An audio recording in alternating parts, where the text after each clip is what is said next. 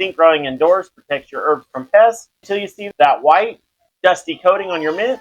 It's powdery mildew. It loves the stagnant air of our homes, but since this plant is sitting in our grow room and we're going to eat it, we are not going to bring harsh chemicals inside.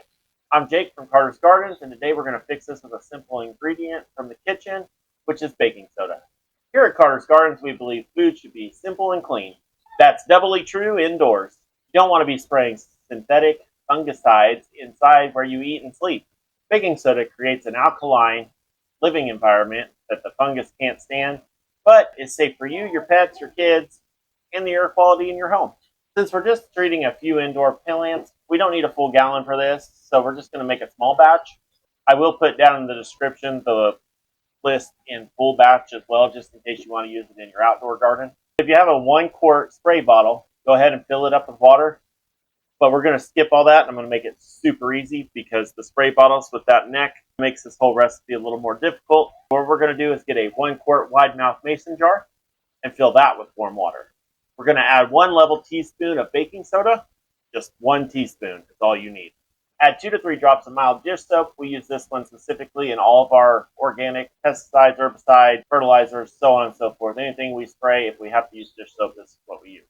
This is where having the mason jar also helps. Put your ring on and your flat. Go ahead and shake this up until all the baking soda is dissolved from the bottom of the jar. All right, so we have a few simple rules to go ahead and follow while adding this application to your indoor garden. And the first one will be, of course, to shut your lights off. Your light with the soap can burn your plants. Not a good situation.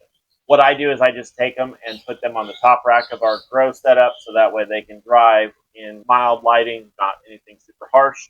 We're not going to spray this over any carpet, clothing, anything that we don't want baking soda, water, soap solution on. We're going to go ahead and go to the sink and give them a full coating from the top of the leaves to the bottom of the leaves, plus including the stem. And if you get a little extra on the soil, that's not going to hurt anything. Keep the mildew from coming back. Try throwing a small fan on it for a couple hours a day. That can help keep the air moving.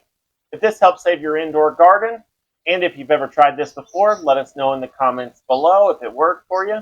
And hit that like button so we can teach more people to live a synthetic-free lifestyle. I'm Jake from Carter's Garden, and we'll see you in the next one.